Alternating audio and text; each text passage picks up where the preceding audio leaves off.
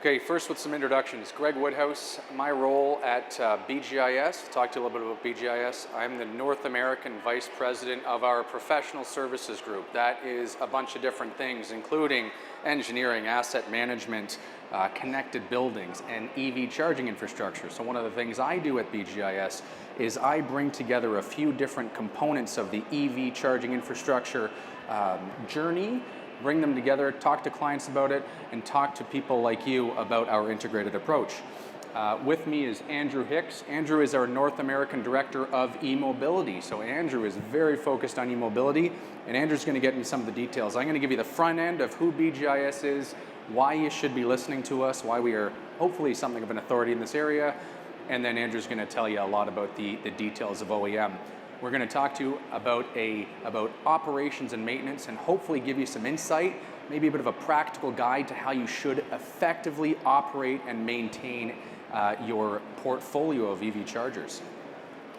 So who is BGIS? So to start, BGIS, we are an integrated facilities management organization.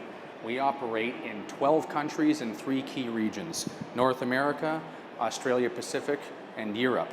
We've got about 12,000 people. I think we're probably up to about 13,000 people now. And we provide integrated facilities management services. What does that mean? That means we take care of buildings, about 46,000 of them or so across the globe. And we've got a couple of differentiators at BGIS. If I look at us compared to some of our competitors, we are a technically led organization, and that's going to be important when we start talking about the EV charging infrastructure. So what I mean by technically led, I mean that we start and end with the management of facilities, of portfolios, and of the components like EV chargers that are typically an extension of facilities. Many of our competitors are not so much technically led, but real estate transactions and brokerage led. And what they'll do is they will tie on the facility management piece as a part of that relationship. We started there, so that is what we do. And if needed, if our clients want it, we might tie on the real estate transactions piece. So facilities management, taking care of buildings, that is the largest part of our business. After that, we have other businesses that we use. That's the integrated piece, and these support the management of those facilities for our clients and those portfolios. A couple of those businesses: project delivery services. We are quietly one of the largest project managers, program managers in Canada. We have quite a large project management team. Technical services, the other differentiator is that we self-perform. We like to self-perform. We are both an outsourcing manager and a self-performance engine for our clients. We don't self-perform everything. Nobody can self-perform everything, especially in EV charging. And if somebody tells you they do it all in-house, they don't do it all in-house, because nobody can do it all in-house across North America. It's just too big. So we like to self-perform where it makes sense. We self-perform in some key areas like our HVAC and electrical services. We self-perform in many cases the asset management and the project management for our clients. Some key areas that really help us differentiate, and we found that we can drive a better outcome for our clients by self-performing on these areas. So the two differentiators is that we are technically led and that we are high on the self-perform. In Canada, for example, we would self-perform about 70% of our HVAC and electrical work for our clients. North America, we're in North America. Let's do a little bit of a deep dive on North America. So we've got about, I would say 8,000 people, maybe a little more than 8,000 people in North America. We have 2,000 technicians in trucks in North America. Those are electrical, HVAC, general techs across North America. So these are people that are going to help us operate. And we're going to talk to you about the operations and maintenance and some of the things that you need. You need to have a service provider who can get to all these areas and has the relationships on the procurement side to be able to leverage and support infrastructure that is in areas where self-perform can't happen. Talk to you about the project management. Quietly, we are one of the largest project managers in Canada. We've got about 1,500 plus people on the project management team. We deliver about $1.5 billion annually in projects. So we support many of our IFM clients with project management help. How did we get into EV? We got into EV quite organically, in fact, because we have that big client base, and we've got large clients. The federal government of Canada, Rogers, TELUS, Bell in Canada, a number of banks that spread North America like TD, Regions Bank in the US, a number of critical environments players in the US.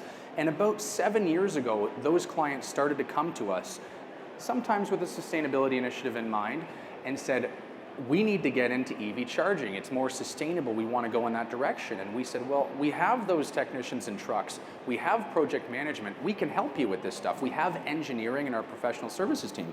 So we started off by helping with some installation, talking to the clients about project and program management.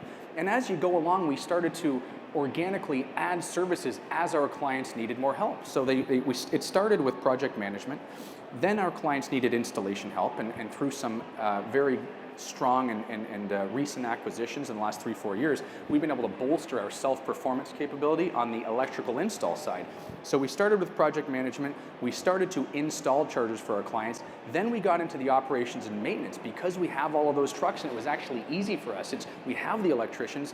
EV charging infrastructure, typically an extension, especially when you're dealing with level 2s, quite easy to maintain. Level 3s, we had to learn some lessons to do that, but now we're doing it. Our clients started to ask us to help them with engineering and strategy, and what we've done in the last couple of years is built a 14 person, I think, engineering, EV-specific engineering team. So within our professional services group in North America, we've got about 30 people, 35 people in the engineering team. About 12 to 14 of them are dedicated to EV charging infrastructure, designing both level 2s and level 3s. So what do we actually do now? Touched on this. EV strategy and design. We help our clients with EV strategy and design. We help our clients with installation, infrastructure installation, so we will install level 2, level 3 chargers, and operations and maintenance, and that's the thing that we're going to talk about today. And this, I believe, is the area, I'm going to get into some challenges here, operations and maintenance is the area that everybody's really struggling with right now.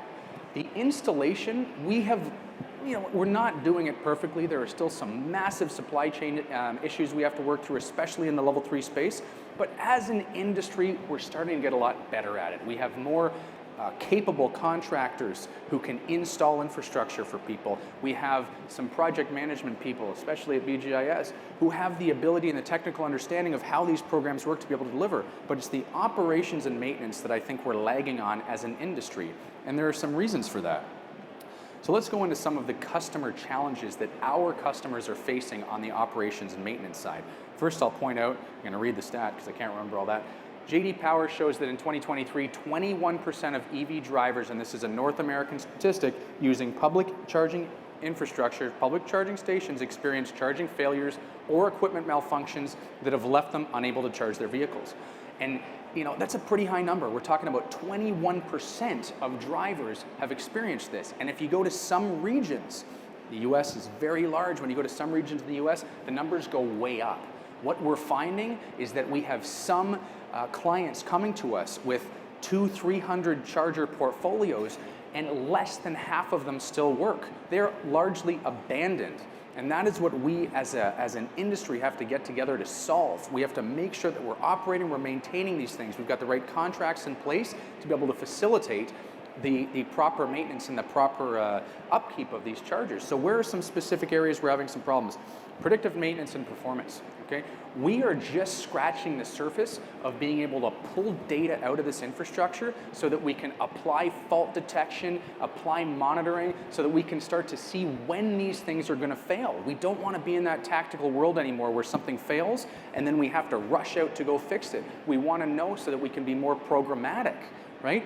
We wanna talk about getting some of these things into our capital plans. It's largely been forgotten in our asset management plans because EV charging is still new. It's still new. So we're still coming to terms with how are we going to plan for this over the next 5, 10, 15 years. Parts and logistics, this is a big one. If I draw a parallel to the HVAC and electrical industries in general, if I am a service provider of HVAC and electrical services and I need a part, I can go, I'll use HVAC as an example, I can drive to a train depot, I can drive to a carrier depot. Any one of my technicians, our technicians, can drive in about 30 minutes or less to a train depot and pick up a part. That doesn't exist for EVs right now. It does not exist for infrastructure. A cord gets stolen or a cord gets broken, a circuit board breaks, something on that charger breaks, and we could be weeks, if not months, to get a replacement part. So we need to figure this out. We need to start storing some of these parts. We need our technicians to have the parts that are going to fail on a regular basis in their trucks. So parts and logistics, a big problem. Specific OEM requirements. We need, and this is more, I guess, applicable, I would say, to level 3s, technician training. Level 3s are not all created equal. You have to have technicians trained on the specific manufacturers. If you don't, they won't know how to do it properly. It'll take them longer to do it. They won't know where to get the parts. So you need to have training programs, and that's something that we have struggled with, and we have found a way to do that for the technicians servicing level 3s. We've got those training programs because we need to get those skills. And then on the front end, often forgotten, on the front end of the, I'm gonna go backwards just one, on the front end, we need to make sure that we are designing this infrastructure with operations in mind. If you don't do that, you're gonna be snookered when it comes to taking care of these things. I'm gonna pass it off to Andrew. Andrew's gonna give you some details on our program. Thanks very much, Greg. And as you were mentioning there's a couple key service lines that Greg touched on there. What I'm going to talk about now, on this slide here, you'll see how some of these key service lines come together as part of the different phases of the project and program lifecycle. And so number one here, phases of deployment. Number one, strategic planning. So there's strategic planning, then you go to design and implementation, and then finally you get the EV charging operations and maintenance as the final phase. Obviously, that's where we're going to focus today.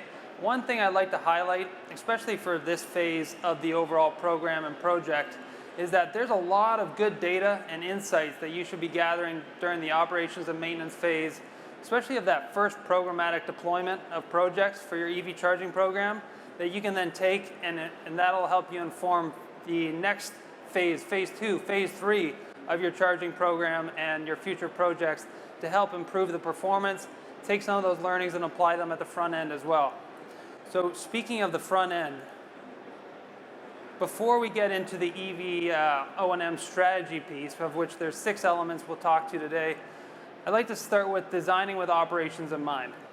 So number one, thinking about what equipment, what hardware are you going to specify to help support the maintenance and management of that charging infrastructure for the long term. So thinking about the serviceability of that equipment. Where is it going to be located? How easy is it to access?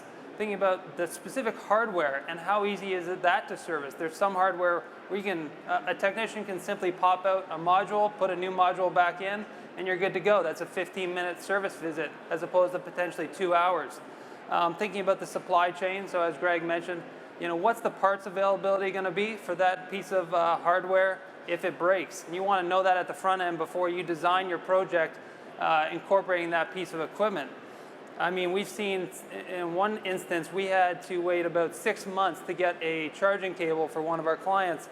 Not that it was something that we specified at the front end, but we're part of the O&M program at that point, and that's a challenge that we had to adopt along the way. And then we get into the next element here, site layout and installation location. A couple key things to consider. How do you locate your chargers potentially to increase visibility and prevent vandalism or damage to the charging stations? Also thinking about connectivity strength, all these things that can help improve performance but also reduce potential needs for repair visits down the line. And then finally, how do you incorporate different supporting infrastructure to help with the ongoing operation? So number one, protection, bollards and canopy, the connection quality. So I mentioned maybe it's redundant connectivity, network connectivity, and also we know of backup power, charger redundancy, and I think Greg mentioned, but on the parts piece, maybe you've got to allocate a certain location on site, especially if you've got a lot of chargers on site. Maybe you need a specific location to store those parts that you're going to need on a more frequent basis.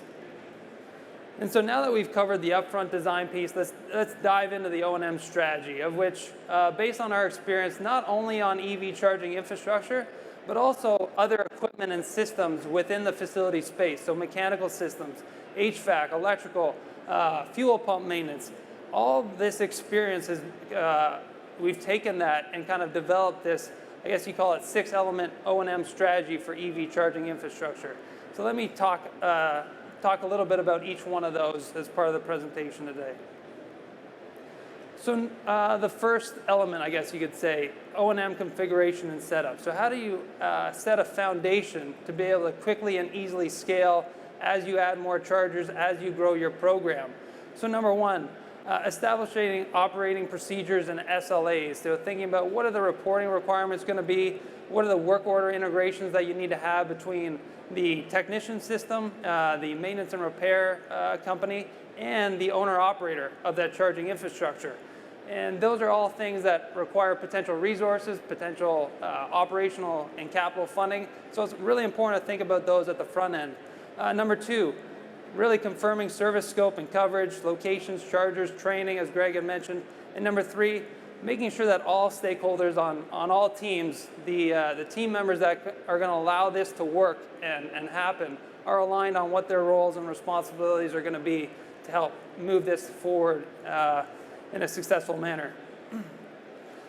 The second element, preventative maintenance plan. So number one, assessing the preventative maintenance needs. What we want to do is make sure that we right-size the preventative maintenance plan for the charging infrastructure and for that client portfolio. So number one, what are the manufacturer requirements? What are the charging specifications and charger type requirements? But more importantly, thinking about what's the use case. Is it fleet charging, public charging? That's going to have different utilization and different demands on that charging hardware. Also thinking about the location. Is it northern Canada or is it southern Florida? Very different weather patterns, obviously, different impacts, and also different considerations that need to be made for that the charging portfolio.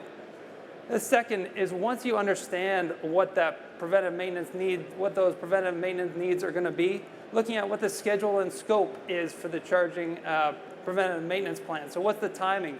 Is it annual? Is it quarterly? Is it internal and external critical elements that need to be considered? And then finally, replacement parts and things that need to be changed out on an ongoing basis. And then thirdly, asset and performance management integration. So it's really good to obviously have the preventative maintenance program in place, but what's very important is how do you mine that data and those insights and bring that into an asset performance and management program with proper reporting and helping to further the program in a successful manner.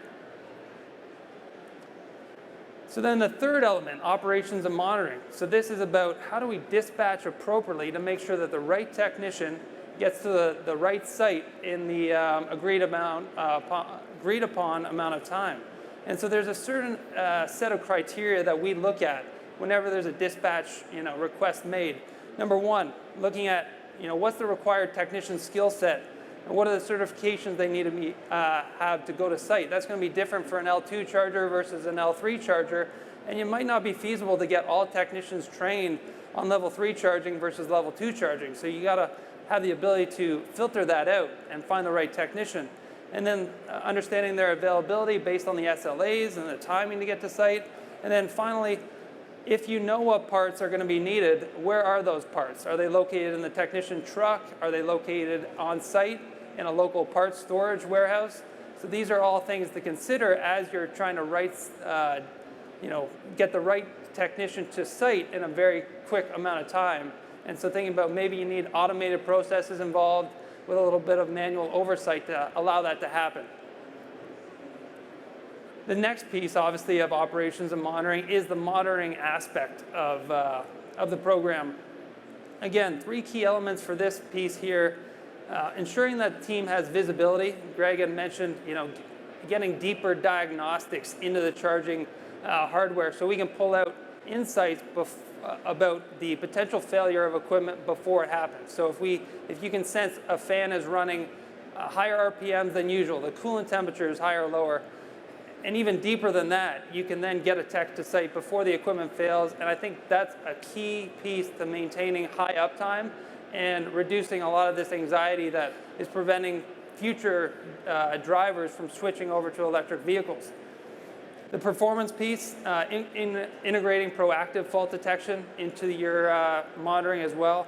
And then on the action side, making sure that that team has the capability, once they've identified what the issue is, to create the work order and dispatch the right technician, all from your monitoring team. We see this as creating 3 key benefits. Number one being cost reduction. Number 2, reduce charger downtime, as I had mentioned, and increasing the resiliency. And number 3, improving that customer and driver experience, knowing that when they show up to your charging stations, and it could be fleet charging as well, that they can be assured that they're actually going to be able to charge when they pull up. Slide, Andrew. Oh, there we go. Before we leave that slide, Andrew, I want to highlight the action. The action is the key here. Having the data is part of the puzzle. Having somebody taking that data and deciding what action to do is really what we're talking about here, right? We do this with a 24/7 knock because we have it, because we manage a lot of facilities. You don't have to do it with a 24/7 knock, but you have to have somebody bringing that data, those insights in, so that they can dictate the action and get that work order out. That is the important piece with monitoring. Thanks, Greg. Now, as we move on to the next element, the fourth element here, you could call it, of this strategy, standardized dispatch and tracking. Really, this is about the work order process. So once you know that a technician needs to go to site, what does that process look like from creation to completion? 6 key elements here. Really, when you're thinking about this, though, in the work order process, it's about consistent and client-specific delivery, structured escalation, so tier 1, but also tier 2 and tier 3 technicians available to get to site if needed, full life cycle completion, and then having technicians be able to update progress in the field. So giving them the right tools and having the right platform in place, so on a real-time basis they can provide updates when they're on site. This really feeds into the 3 key outputs that you could say of the work order process. Number 1, the completion and progress reporting, really key. That feedback loop back to the owner-operator that requested the service in the first place. Number 2, feeding that into the asset management and performance management program. And then 3, ongoing performance analysis. So we'll talk about the asset management piece in just 1 second.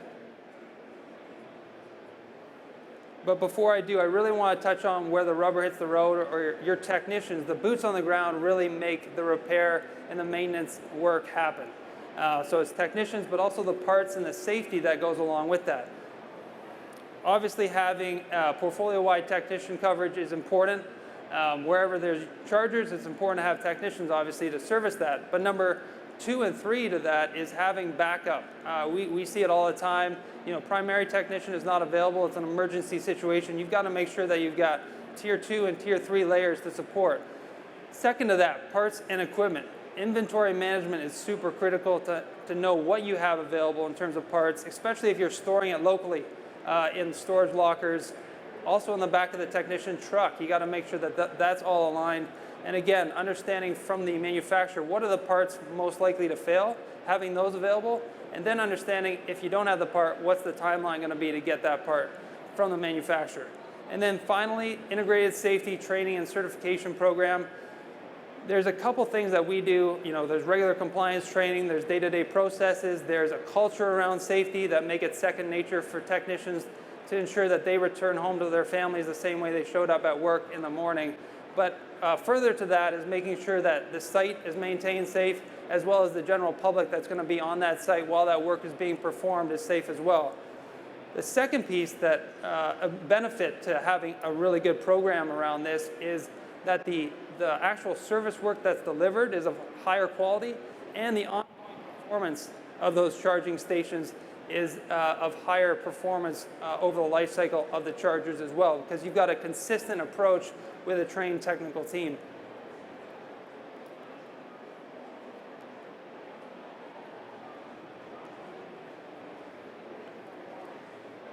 And just to close off here on the 6 key elements of the O&M strategy, the last one here, we've talked about at the very front end how critical it is to use the data and insights from the O&M plan to inform future phases of your EV program, because the first couple projects, that's not going to be the end of it typically. There's going to be future projects, phase 2 and phase 3 of your program.